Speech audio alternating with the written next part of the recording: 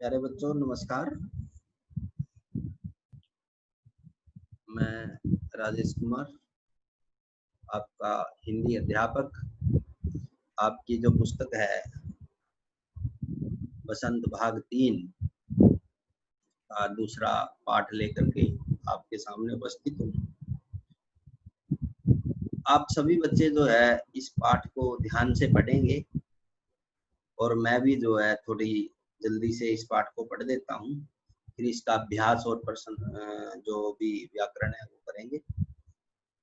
सारे गांव में बदलू मुझे सबसे अच्छा आदमी लगता था, क्योंकि वह मुझे सुंदर सुंदर लाख की गोलियां बना कर देता था। मुझे अपने मामा के गांव जाने का सबसे बड़ा चाव यही था कि जब मैं वहां से लौटता था तो मेरे पास ढेर सारी गोलियां होती, रंग बिरंगी गोलियां जो किसी भी बच्चे का मन मोह ले।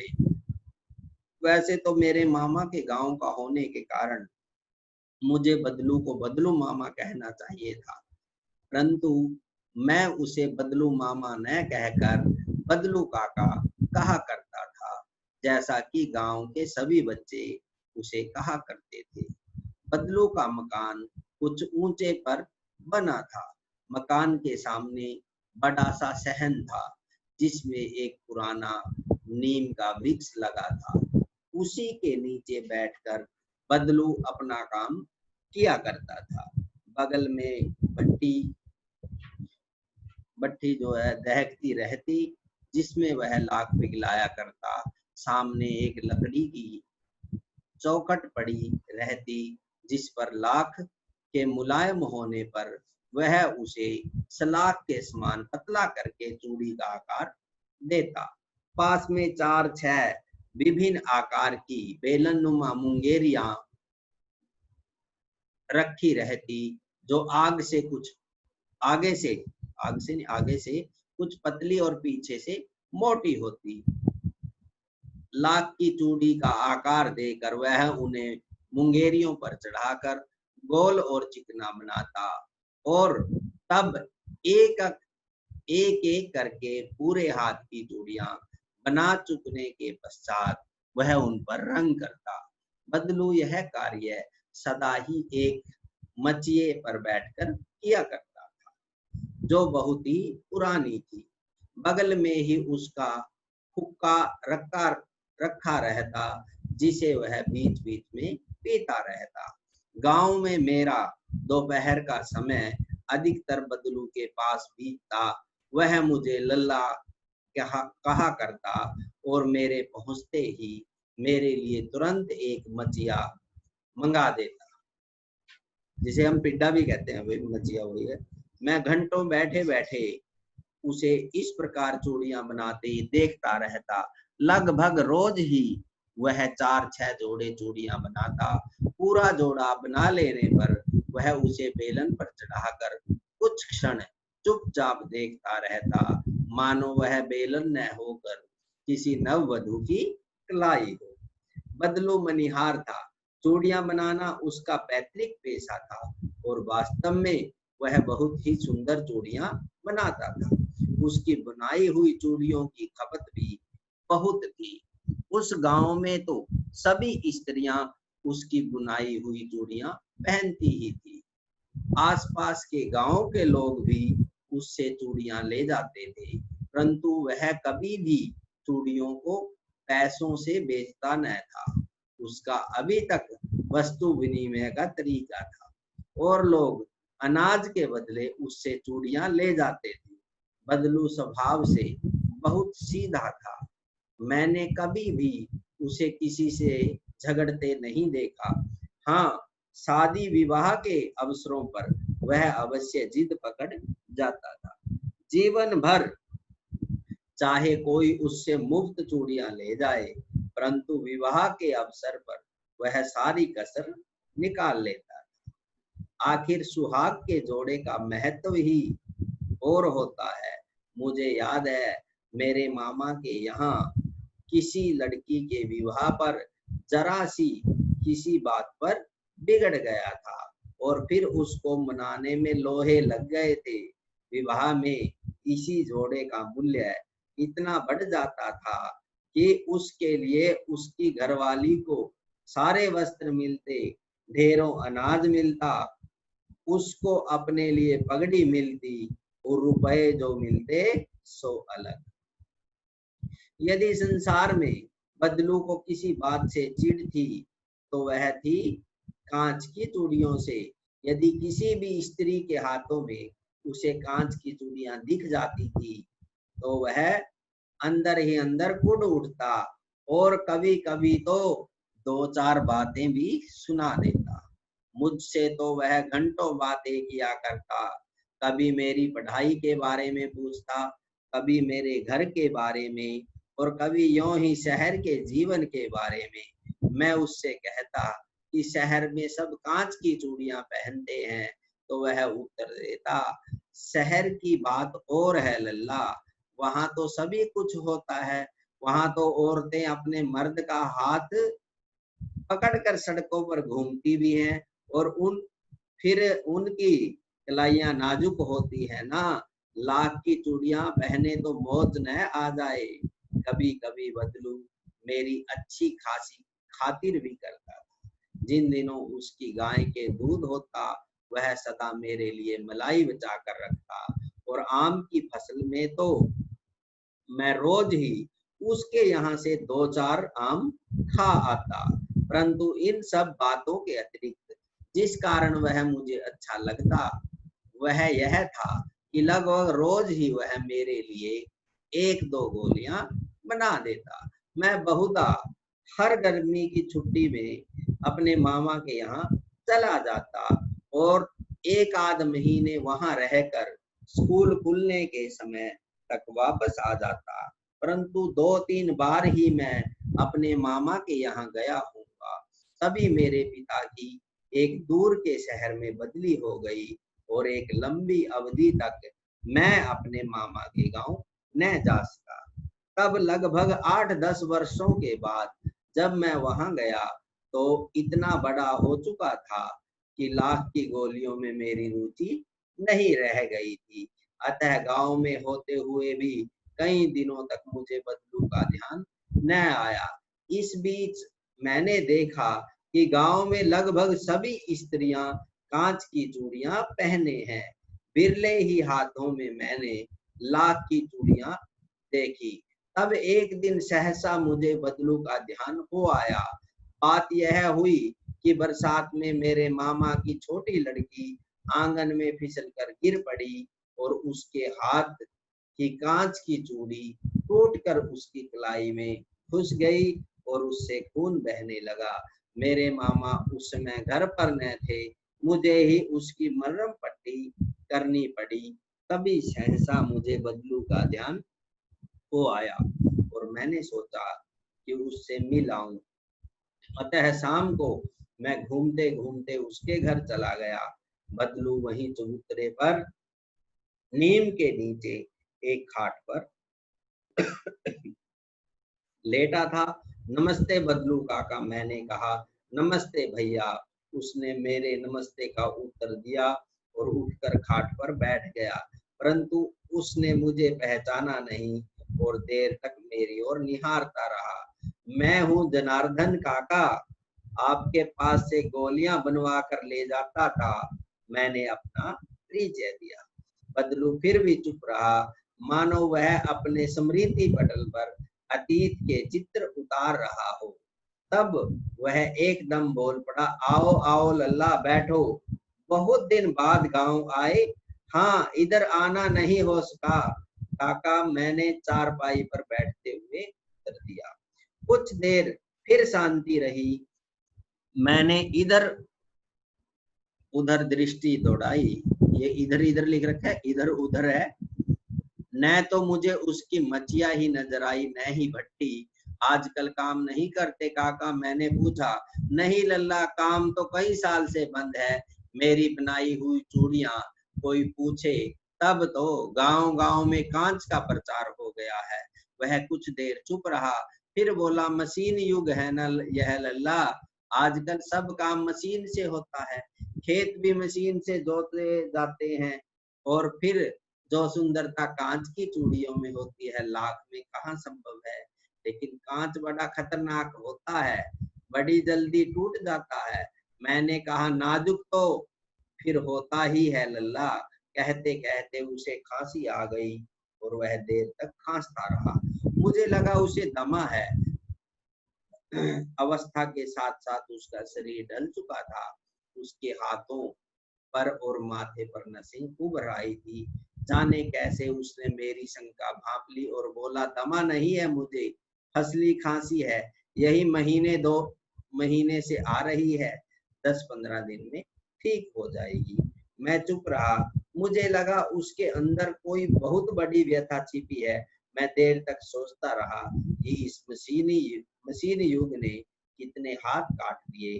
कुछ देर फिर शांति रही, जो मुझे अच्छी नहीं लगी।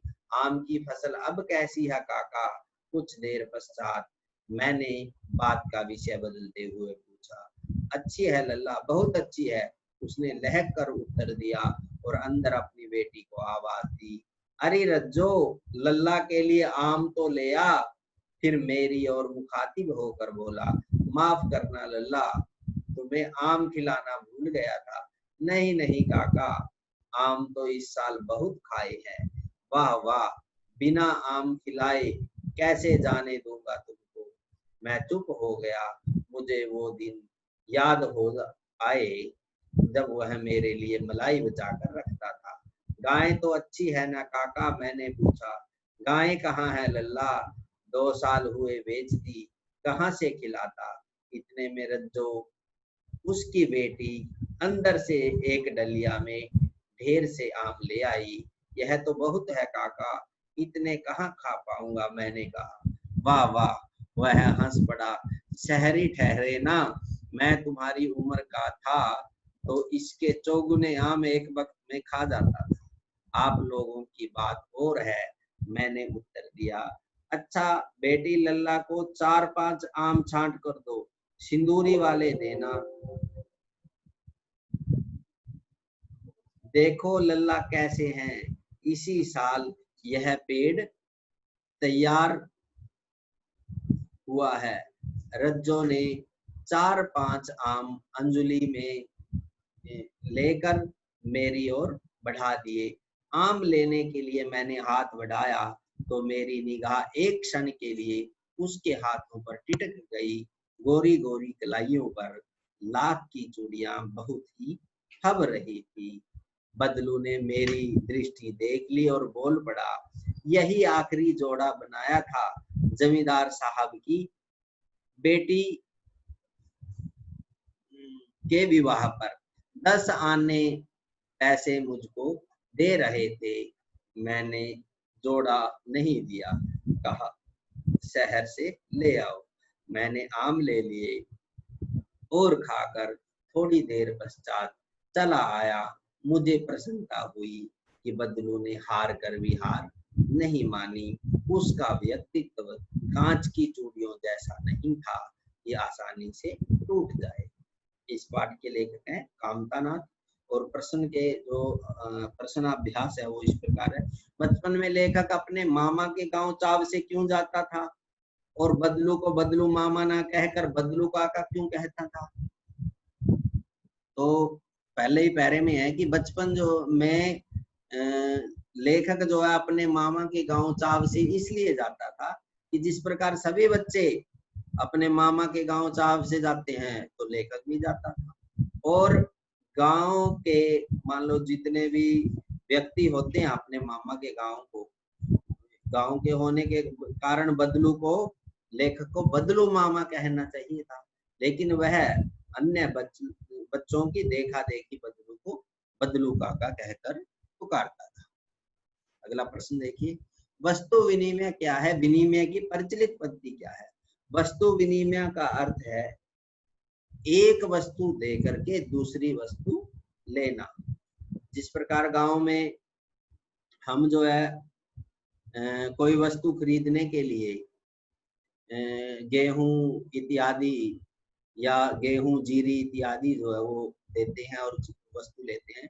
लेकिन आज बाजार में मुद्रा के लेन देन के कारण, पैसों के लेन देन के कारण जो है वस्तु विनिमय की जो पद्धति है वो समाप्त हो गई है। अब तो हर चीज या हर वस्तु को खरीदने के लिए पैसा दिया लिया जाता है। अगला प्रश्न देखिए, मशीनी युग ने कितने हाथ काट दिए? इस पंक्ति में लेखक ने किस व्यथा की ओर संकेत किया है?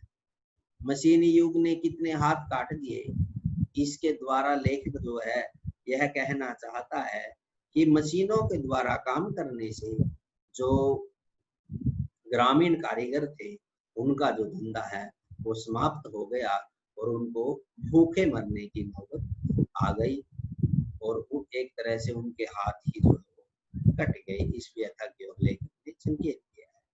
बदलू के मन में ऐसी कौन सी व्यथा थी जो लेखक से छिपी न रह सकी? बदलू के मन में भी मशीनी युग के कारण जो है उसके बेरोजगार होने की जो व्यथा थी वो छिपी हुई थी और वह कांच की जो चूड़ियां हैं उन्हें पसंद नहीं करता था। ऐसी ही व्यथा लेखक से जो है छिपी नहीं रह सकेगी। मशीनी युग से बदलू के जीवन में क्या बदलाव आया? सबसे इम्पोर्टेंट प्रश्न है। मशीनी युग से बदलू का जो जीवन है वो बिल्कुल बदल गया। हमेशा खुश रहने वाला बदलू दुखी हो गया और उसकी गाय बिक गई। उसका जो लाख की चूड़ियां बनाने का जो धंधा था वो समाप्त हो गया। उसे फसली खांसी हो गई। उसके माथे और हाथ की नसी उभर आई। इस प्रकार सदा खुश रहने वाला बदलू अब दुखी रहने लगा। आगे देखिए भाषा की बात। बदलू को किसी बात से चिढ़ थी तो कांच की चूड़ियों से, और बदलू स्वयं कहता है जो सुंदरता कांच की चूड़ियों में होती है लाख में कहाँ संभव है। ये पंक्तियां बदलू की दो प्रकार की मनोदशाओं को सामने लाती है। दूसरी पंक्ति में उसके मन की पीड़ा है और उसमें व्यंग्य भी है। हारे हुए मन से या दुखी मन से अथवा व्यंग्य में बोले गए वाक्यों के अर्थ सामान्य नहीं होते हैं। कुछ व्यंग्य वाक्यों को ध्यान पूर्वक समझकर एकत्र कीजिए और उनके भीतरी अर्थ की व्याख्या करके लिखिए। बदलू कहानी में दृष्टि से पात्र है और भाषा की बात व्याकरण की दृष्टि से संज्ञा है।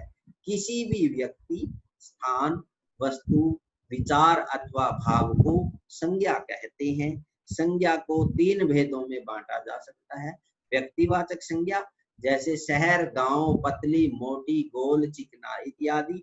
जातिवाचक संज्ञा जैसे चरित्र, स्वभाव, वजन, आकार आदि द्वारा जानी जाने वाली संज्ञा। भाववाचक संज्ञा जैसे सुंदरता, नाजुक, प्रसन्नता इत्यादि, जिसमें कोई व्यक्ति नहीं है और न आकार, वजन, परंतु उसका अनुभव होता है। पाठ से तीनों प्रकार की संज्ञाएं चुनकर लिखिए। गांव की बोली में कई शब्दों के उच्चारण बदल जाते हैं।